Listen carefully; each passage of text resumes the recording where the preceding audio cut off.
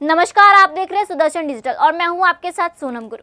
सत्ता हासिल करने के लिए तुष्टीकरण वाली राजनीति किस हद तक गिर सकती है, उसका जीता जागता प्रमाण बन चुका है ओबीसी कोटे में मुस्लिम आरक्षण का सिंधमैरी का मामला। मुस्लिम वोटों के लालच में संविधान, कानून और 1993 के पश्चिम बंगाल पिछड़ा वर्ग आयोग की गाइडलाइन सबको ताक पर रख दिया है।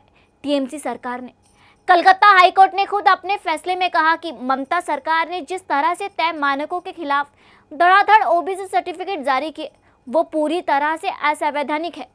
12 साल से मामला कोर्ट में था। अब देश में चुनाव अपने अंतिम चरण की ओर है और वहीं बीजेपी ने कलकत्ता हाईकोर्ट के फैसले को आधार बनाकर टीएमसी और ममता के खिलाफ मोर्चा खोल दिया है और साफ कहा है कि ममता ने ओबीसी वर्ग के साथ अन्याय किया है।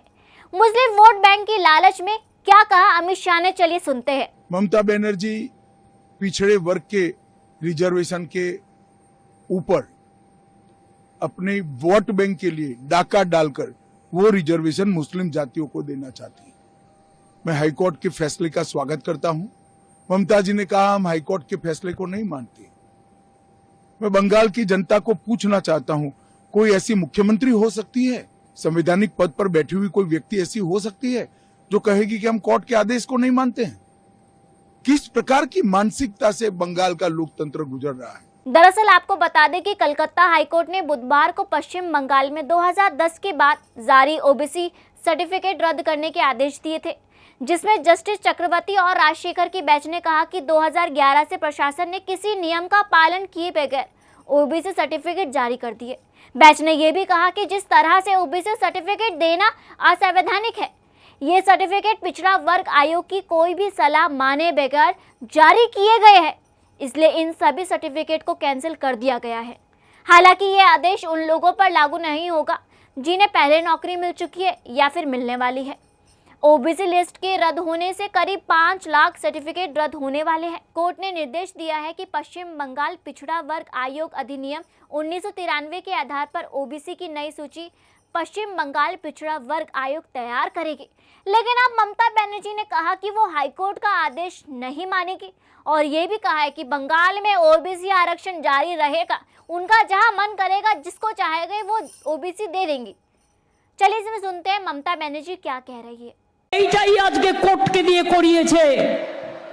কোর্টের সবাই খারাপ নয়, আমি কোর্টকে সম্মান করি, কিন্তু যে ব্যক্তি এই রায় দিয়েছে যে ওবিসি রিজার্ভেশন থেকে মুসলিমদের বাদ দিতে হবে, আমি তাদের রায় মানি না, আমি মানব না।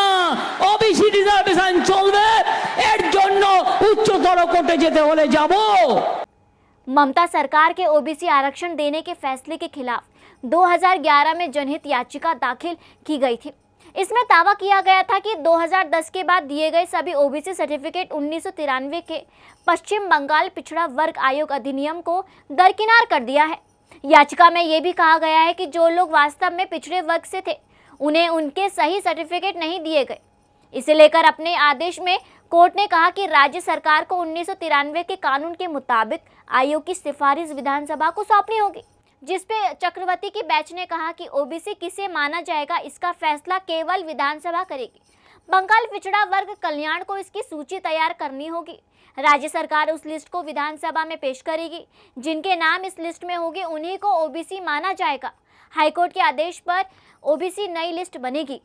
आपको ये भी बता दें कि हाईकोर्ट ने साथ ही साथ ये भी कहा है कि पिछड़ा वर्ग कल्याण विभाग अब पिछड़ा वर्ग आयोग से सलाह लेकर एक नई रिपोर्ट तैयार करे। इस रिपोर्ट में बताए कि किसे अन्य पिछड़ा वर्ग यानी ओबीसी में शामिल करना है और किसे बाहर रखना है। रिपोर्ट तैयार होने के बाद इसे विधानसभा पेश किया जाएगा। उसी के आदेश पर यह तय होगा कि अब ओबीसी आरक्षण किसे मिलेगा।